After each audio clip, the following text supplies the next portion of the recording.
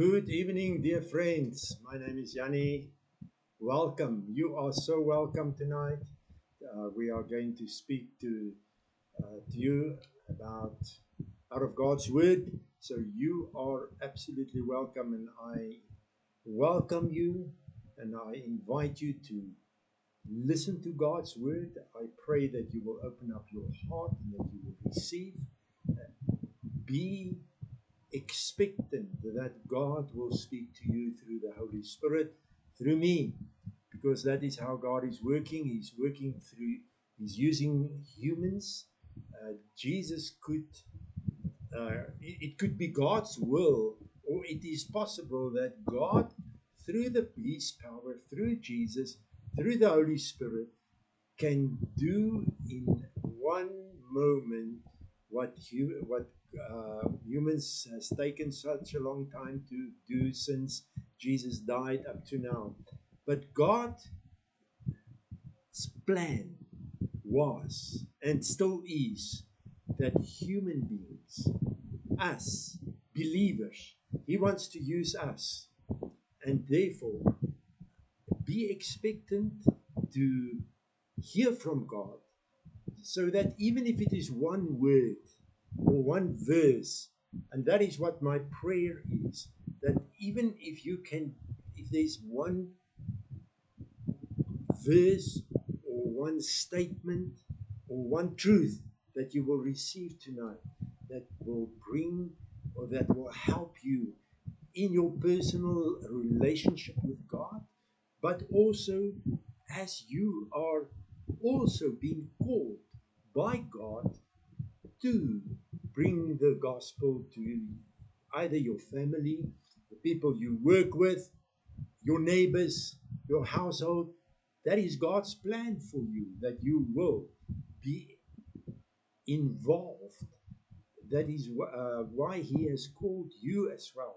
So, my real prayer, my desire is that all of us, including me, will tonight receive from God, and that we will be equipped, and that something will touch you tonight. Now, once again, let us just make a declaration. This is God's word, inspired by the Holy Spirit, written by humans, but inspired by the Holy Spirit. And it is written that the whole Bible, the whole scripture is being inspired by the Holy Spirit. And it is also written, Jesus said, your word is the truth. And it's written, the word, we will know the truth, and the truth will set us free. So therefore we declare and we accept this book as the truth, and we say, thank you, Lord. Thank you, Lord, for your word. Thank you for the truth, and thank you that it will build us up tonight and that it will set us free in the name of Jesus. Now, last week, I ministered to you about the old man, the cross, and the Holy Spirit.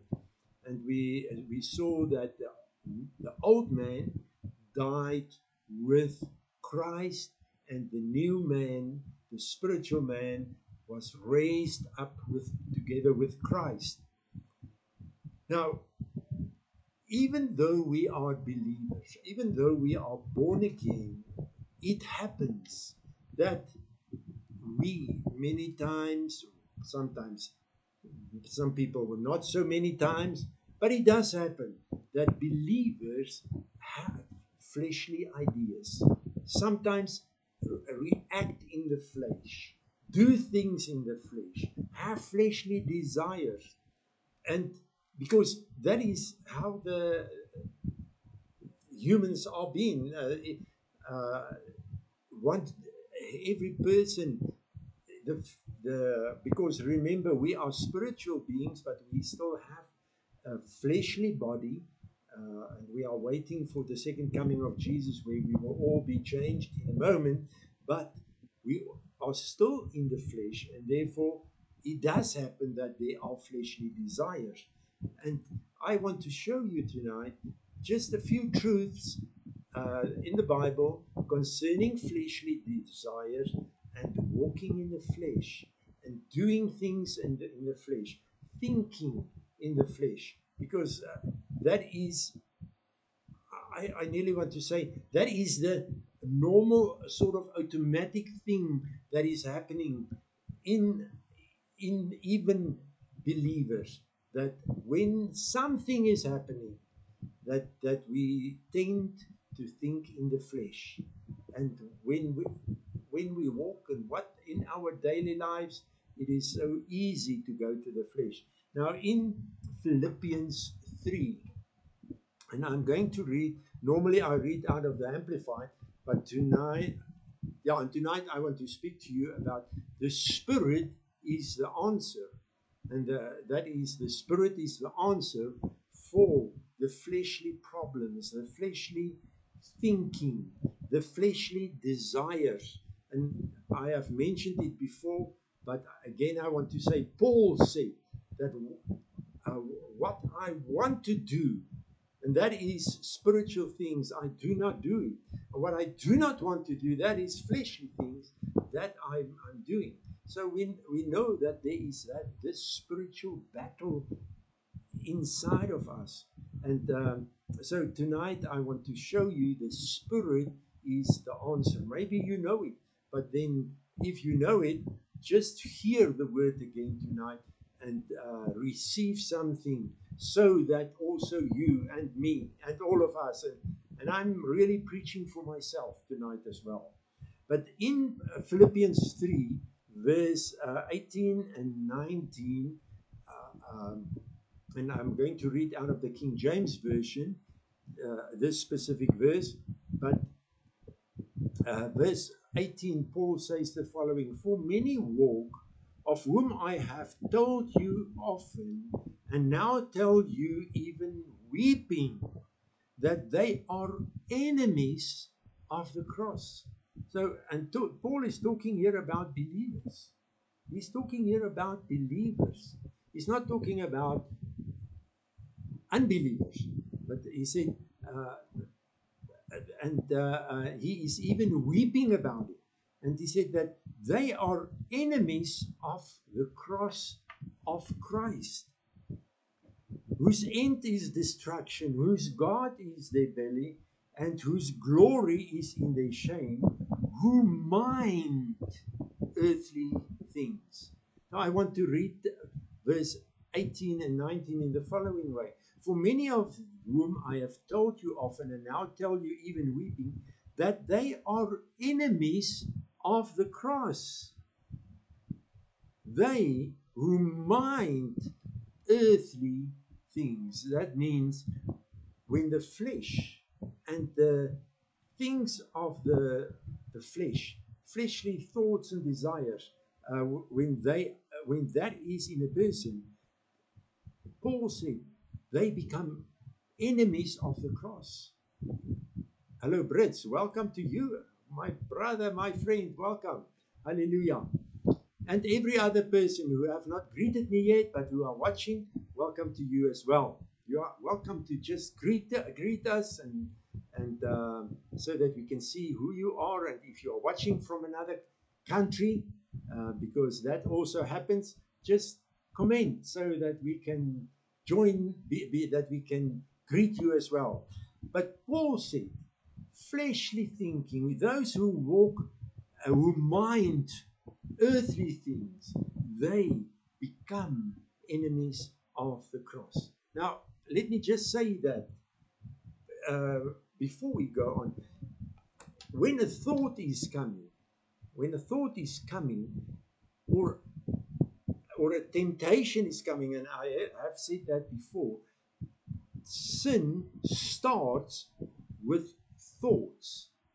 A thought is coming, but when we mind the thought and we meditate upon the thought and we keep on thinking of that thing, that then it becomes sin.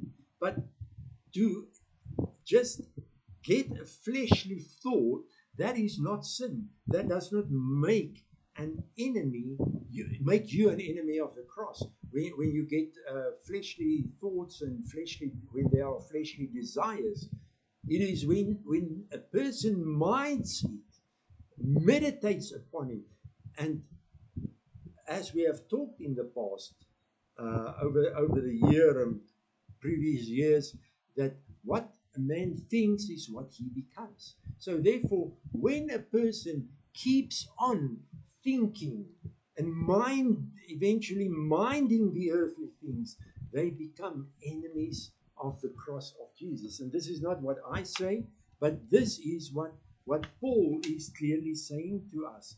And in Galatians 6 verse 8, Galatians 6 verse 8, we read the following: For he who sows to his own flesh lower sensuality will from the flesh reap decay and ruin and destruction. So it is important that we as believers will not walk according to the flesh, that we will not think according to the flesh, because Paul says that those who sow to his own flesh, that is thinking, meditating about fleshly things, sinful things, and eventually start to do it, that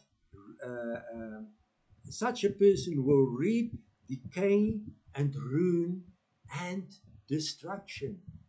So therefore, it is important that we will take notice. Now, in my previous Bible that I still have and use many times, I have written it there once when I was listening to another pastor, and he said that even though you are a believer, you can still think and do fleshly things. And this is exactly what Paul has said. So therefore, my friends, let us take notice that the flesh, that we must break away from it. That is why Paul also says that we must put to death the earthly things in our lives, the earthly parts of our in our life. We must put it to death, the earthly things. And then in verse 8 he says, but he who sows to the Spirit will from the Spirit reap eternal life. So clearly Paul says, do not mind the things of the flesh. Do not think the things of the flesh, and do not eventually do the things of the flesh, because that will lead to decay, that will lead to will reap decay and ruin and destruction. But he who sows to the Spirit will reap from the Spirit. So sowing spiritually, and then from the Spirit we will reap eternal life. We will be what happened on the cross, and what happened when we became believers is we have eternal life. But as we sow in it, in the Spirit, then we will reap eternal life. That is what Paul said. Now, the very well-known Romans 8, and I think it is possible that in whatever thing we preach, we can even refer to Romans 8. Now, in Romans 8, specifically verse 6, Paul says there as well, now the mind of the flesh, that is, which is sense and reason without the Holy Spirit. Here Paul explains it, the things of the mind, meditating on the things of the flesh, mind earthly things. Paul says, now the mind of the flesh, which is sense and reason without the Holy Spirit, is death. Death that comprises all the miseries arising from sin, both here and hereafter. So Paul is not covering it with some nice things, putting nice cover over it and says, oh no, this is not so bad. My friend, Paul, and we've seen it in Philippians, we've seen it in Galatians, and here in Romans as well, that Paul says the fleshly things, by continuing to do it, continuing to think to meditate upon it, mind it, and do it, will lead to death, will lead to decay, to destruction. So it is important that we will realize that it is no good. It is absolutely needed that a believer shall break away from the thinking in the flesh, minding the things of the flesh. And as Paul has said it here, which is sense and reason without the Holy Spirit. Now, I know it is easy. I can say to you out of own experience, it is easy to do things sometimes without thinking in the Spirit. Do things out of your own strength. Do things out of your own reasoning. And where if the Holy Spirit was in control, there would be something differently being done and with a different outcome. But verse 6, Paul says, but the mind of the Holy Spirit is life and soul peace, both now and forever. The flesh, fleshly things, to mind fleshly things, to be actively involved in the things of the flesh, minding it, overthinking it. And let's just think here in South Africa. Let us just take South Africa as an example. All the negative things happening in South Africa with the government, here in just in our city, in the local government here, the things that are happening. If you mind that, if you keep on minding that and thinking about it, meditating upon it, talking about it, what will happen? You are being robbed of peace. It's happening. People are in anxiety, they are in stress, they are in worries, and they are in anger, they are swearing at what's happening in the city and in the country, but minding the things of the flesh, of the Holy Spirit, is life. Is life. Because these other things, my friends, depression, worries, all these negative talks, that is not life. That is not life. It is breeding death. It is breeding decay, destruction. But the mind of the Holy Spirit is life and peace, both now and forever. My friends, I want to make a statement and say that if the people and we are talking now about South Africa, if they would start, instead of talking all these things, the negative things that's happening in South Africa, happening in the city where I stay, Pretoria, all the negative things happening here, if all those, and I'm now talking about the believers, and those who continuously talk about how bad things are in our country, when people would start to talk and think the things of the Spirit, new life can come. Change can come. Janine said in Proverbs 3 verse 5, lean on, trust in, and be confident in the Lord with all your heart and mind, and do not rely on your own insight and understanding. So, therefore, it is important, it really is important my friends, that we will not mind the things of the flesh, the things of the spirit, the things of the flesh, but that we will mind the things of the spirit, that we will not rely on our own things. In all your ways, recognize and acknowledge Him, and He will direct and make straight and plain your paths. And again, I want to say, Paul says, mind the things of the flesh, the Holy Spirit, and it will bring life. Let us now, Romans 8, verse 1. For there is no condemnation for those who are in Christ Jesus, who live and walk not after the dictates of the flesh, but after the dictates of the Spirit. Because, my friends, it is a true thing.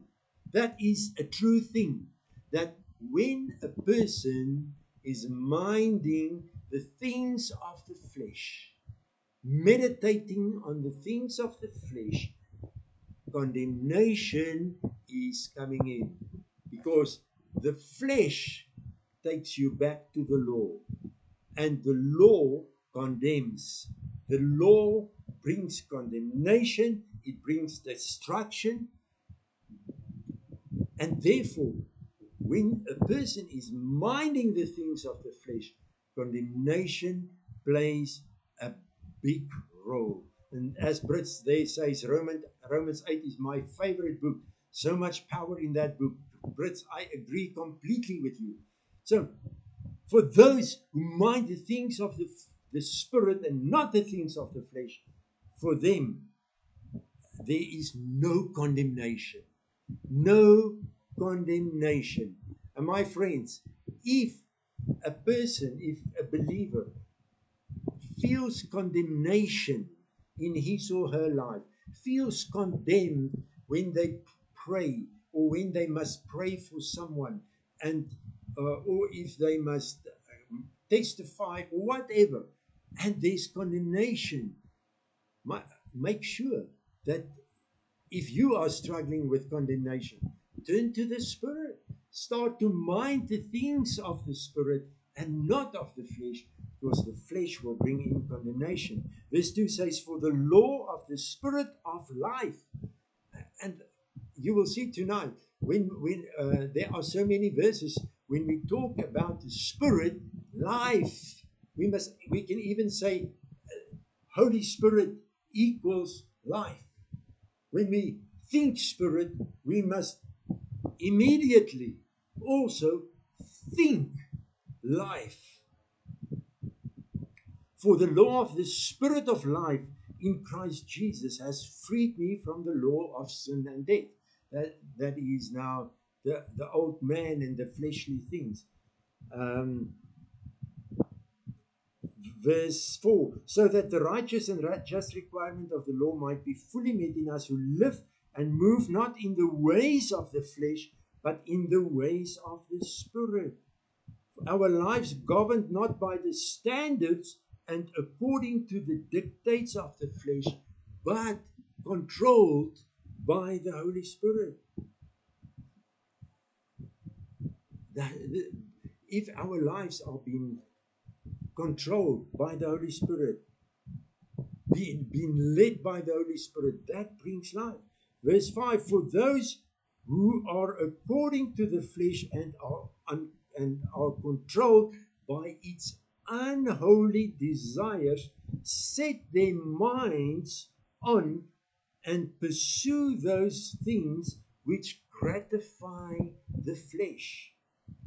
But those who are according to the Spirit and are controlled by the desires of the Spirit set their minds on and seek those things which gratify the Holy Spirit. You see, the flesh is only for me and for me, so that I feel good and so that everything works out for me, and it's I, me, and myself, the unholy trinity. I don't know if you ever heard about the unholy trinity. It's I, me, myself. So the flesh is about I, about me, and about myself. Everything for myself. Everything for myself. But the Holy Spirit, it is completely the opposite. So, therefore, if we are led by the Holy Spirit, our minds are then not being put on the fleshly things, but our minds are put on the things of the Holy Spirit. And we've read verse 6, which says that brings life and peace. Life and peace. Now, the Lord Jesus in John 6, verse 63 said, it is the Holy Spirit who gives life. So Jesus himself said it. It is the Holy Spirit who gives life. And in Romans 8, verse 11, if we are now still in Romans, but in Romans 8, verse 11, we read, and if the Spirit of him who raised up Jesus from the dead. So God raised Jesus, and I have said that before to you. God raised Jesus from the dead by the Holy Spirit. So, and Jesus said the Holy Spirit gives life. So by the Holy Spirit, God raised Jesus from the dead. So the Holy Spirit is a life-giving Holy Spirit. And therefore, if being led by this Holy Spirit, the Holy Spirit will lead us. And where to He's leading us, both now and in the future, will be life. No condemnation, no death, but life. But if Christ lives, verse 11, and if the Spirit of him who raised up Jesus from the dead dwells in you, he who raised up Jesus Christ from the dead will also restore to life your mortal, short-lived, perishable bodies through his Holy Spirit who dwells in you. So, my friends, without the Holy Spirit, the flesh is in control. When it is not the Holy Spirit that's in control, the Holy Spirit that gives guidance, it is the flesh. And the flesh is enmity against God. And we have read it, the very first verse, Philippians 3, verse 18, verse 19, 18 and 19, that those who set their minds on earthly things are enemies of the cross. So therefore,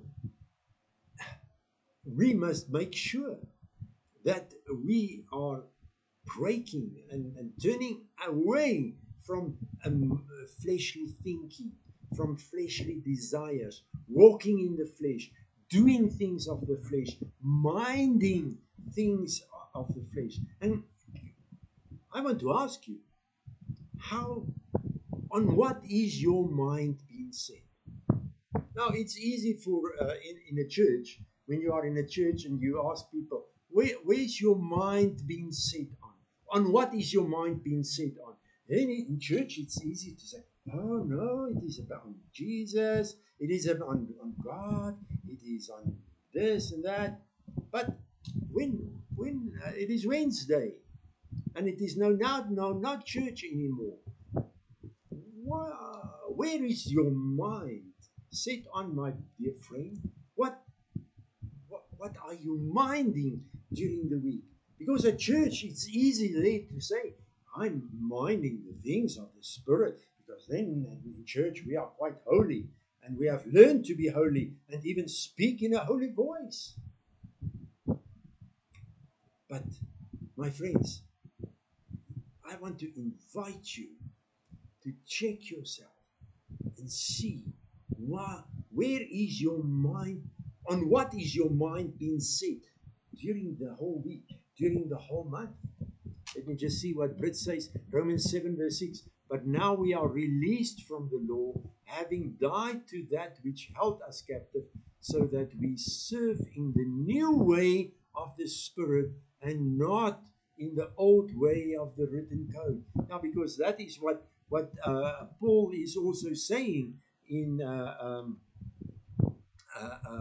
2 Corinthians 3 verse 6, where it says we are ministers of the Spirit, not of the letter, but of the Spirit, for the letter kills. The written code, the old way was on a written code, and the flesh was involved there as well, and the flesh played a big role in the earthly things. But now in the new way, we are being saved. We are taken out of the old things, and the old man has been crucified. So therefore, we must walk according to the flesh, not according to the flesh, but according to the Spirit, and led by the Holy Spirit. And let me just go to 1 Peter 3 verse 18 quickly. 1 Peter 3 verse 18.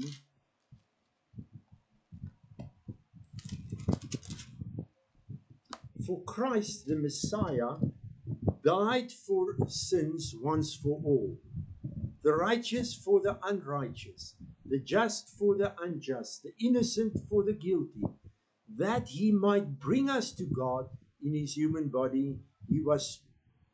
That he would bring us to God.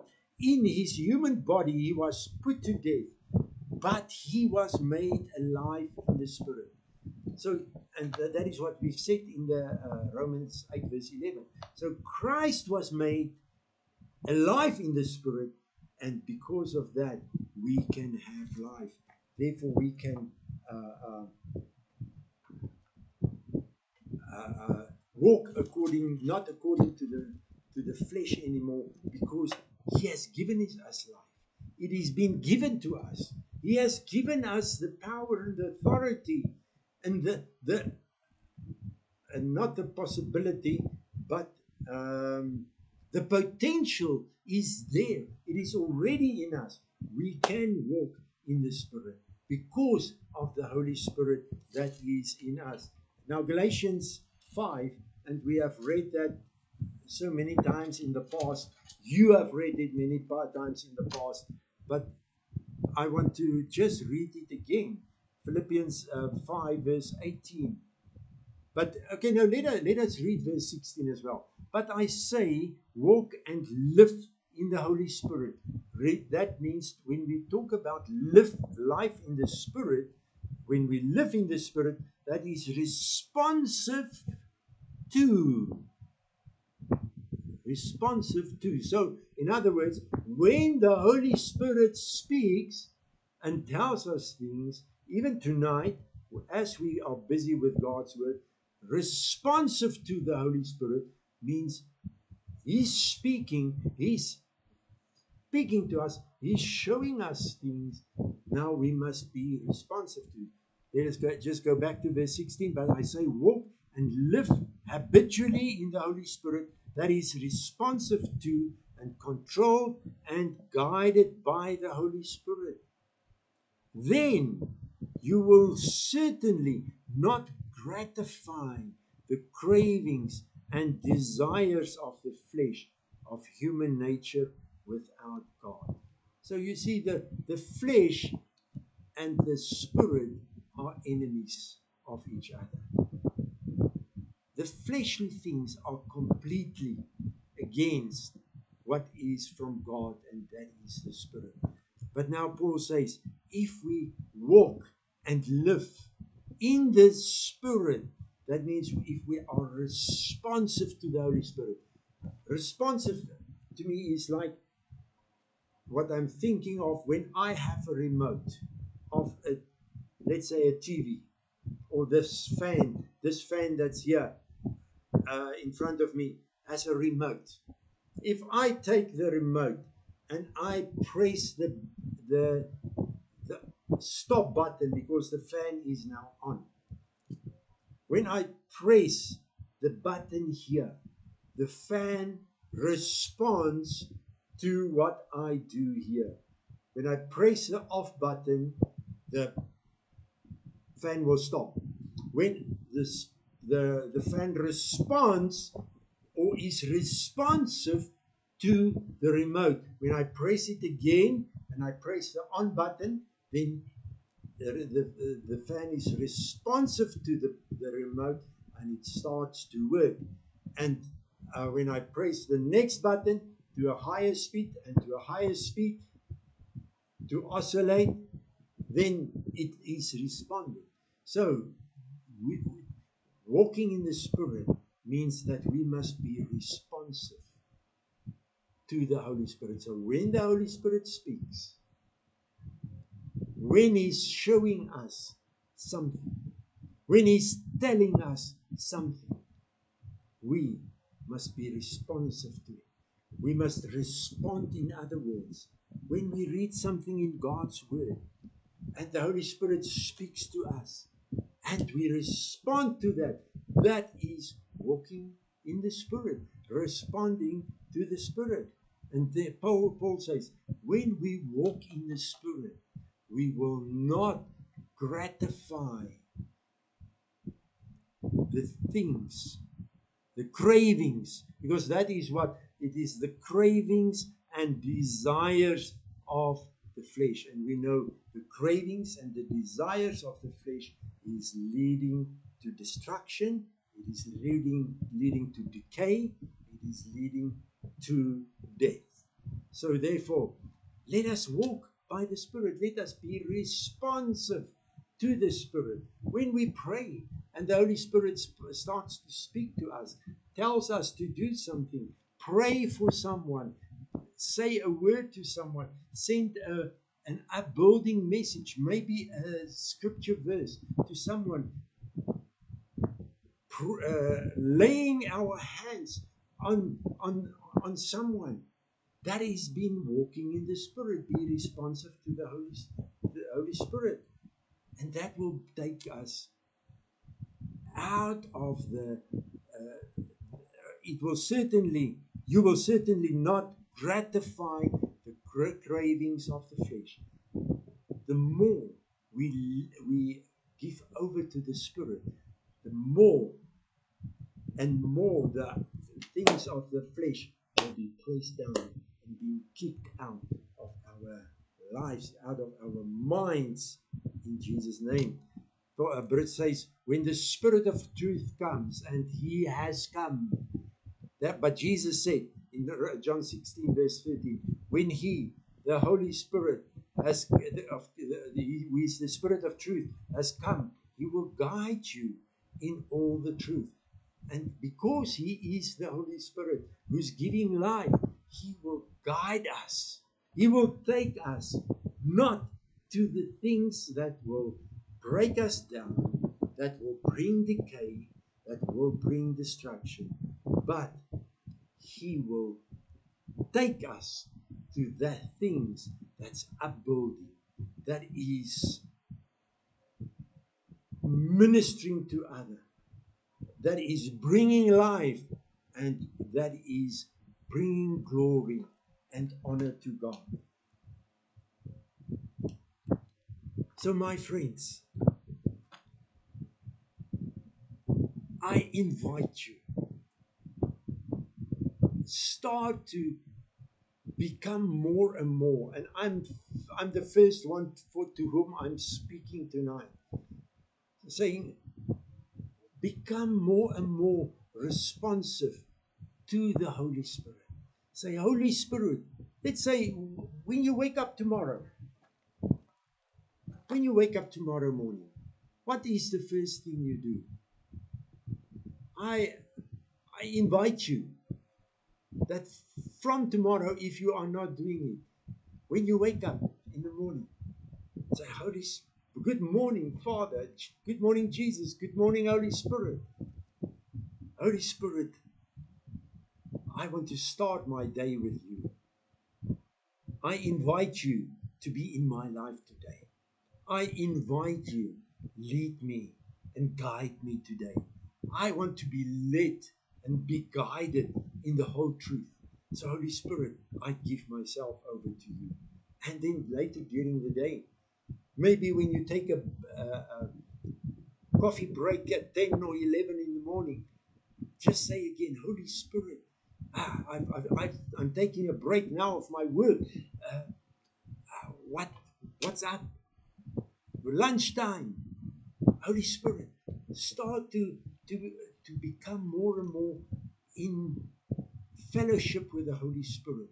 And the more we are in fellowship with the Holy Spirit, the more we will hear His voice, because He wants to speak to us. He wants to lead us and guides us in the whole truth.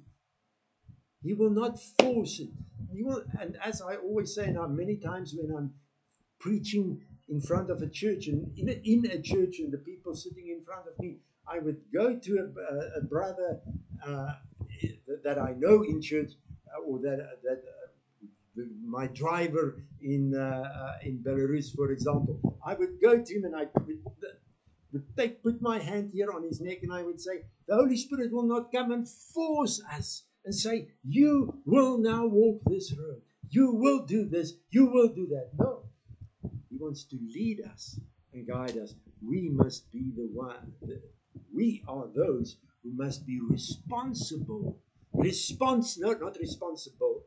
It is our responsibility to be responsive to the Holy Spirit and to have the desire to be led by the Spirit. Because, and I want to say it again, and I will say it again and again in the future, but I say, walk and live in the Spirit. Responsive to that is Galatians 5 and 16. And controlled and guided by the Holy Spirit, then you will certainly not gratify the cravings and desires of the flesh. Now, you will agree with me. When you have, because I can say to you, and you will agree, when I've done something because of a fleshly desire, because of I've minded the flesh, I'm upset about it, and I feel I tend to feel condemned. But walking in the Spirit, you will certainly not gratify the cravings and desires of the flesh. For the desires of the flesh are opposed to the Holy Spirit, and the desires of the Spirit are opposed to the flesh. For these are antagonistic to each other, continually withstanding and in conflict with each other, so that you are not free, but are prevented from doing what you desire to do. So the flesh will, to mind the flesh, to give into the desires of the flesh, will prevent you to feel the life. It will make you an enemy of the cross. But if you are, and it will bind you, it will bring sort of you will not be free. You will be sort of held in. But verse 18, but if you are guided, led by the Holy Spirit, you are not subject to the law. In other words, you are free. When you are led by the Holy Spirit, you are free. And that is what Paul said in 2 Corinthians 3, that where the Spirit of the Lord is, there is freedom. There is freedom. And I want to add for tonight's message, there is life. Where the Holy Spirit is, there is life. Because He is the Spirit of life. He is the life-giving Spirit. So therefore, let us walk by the Spirit. Because the Holy Spirit is the answer.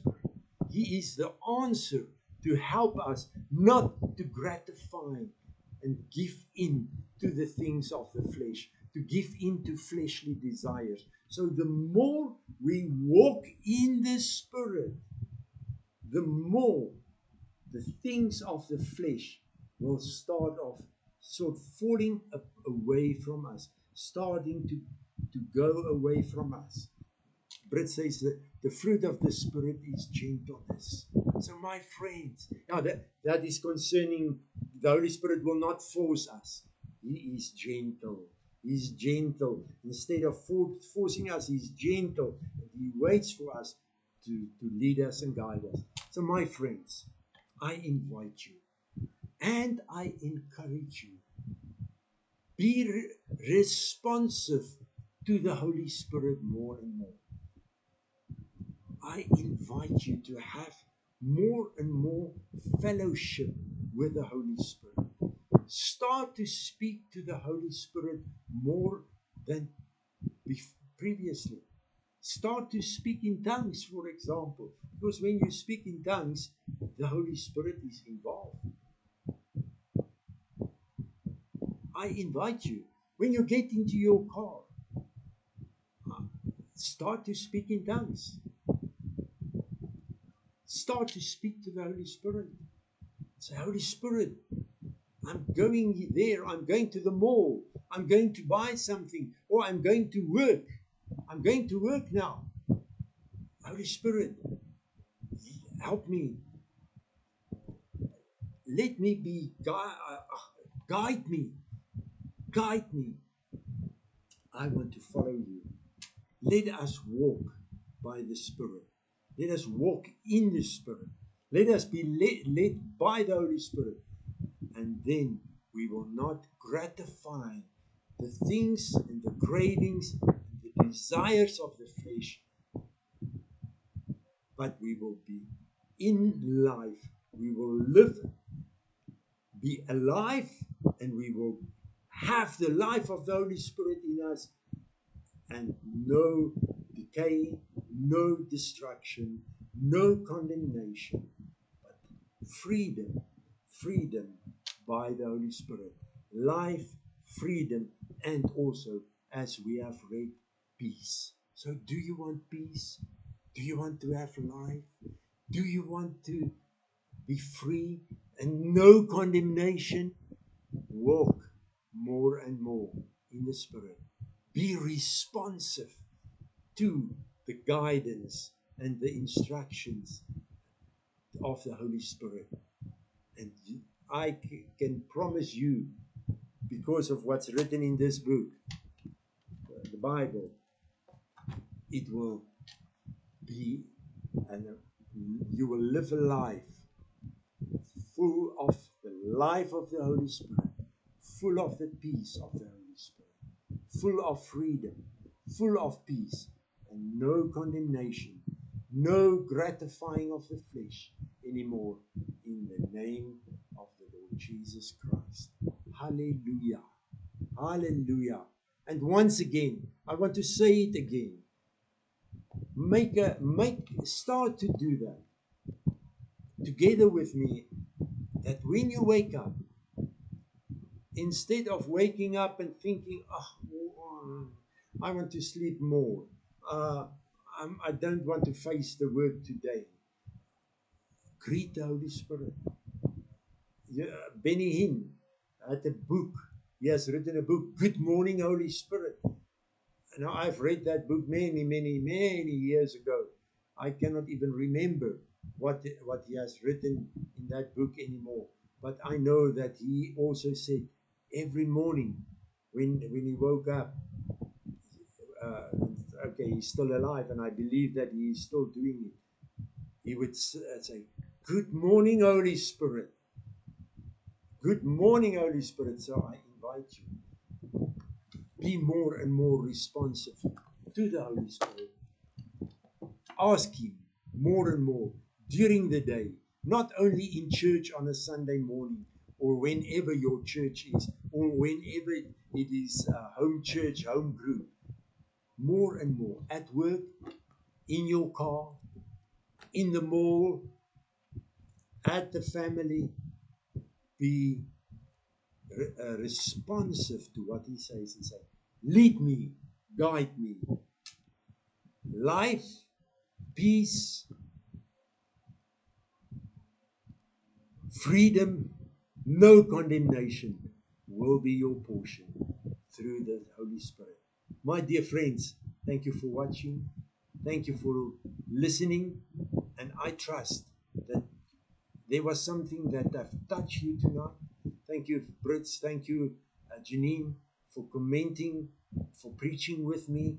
I really appreciate it. I'm not offended at all. I just want to say it again. I'm not offended. I'm not feeling intimidated by any one of you preaching with me, commenting things to confirm things what I've said. Thank you for that. Tuesday we will have prayer ministry again, so you can start to send your prayer requests. You are welcome to pray with us. Hallelujah. Praises to the Lord Jesus Christ. Hallelujah. Have a great, wonderful week.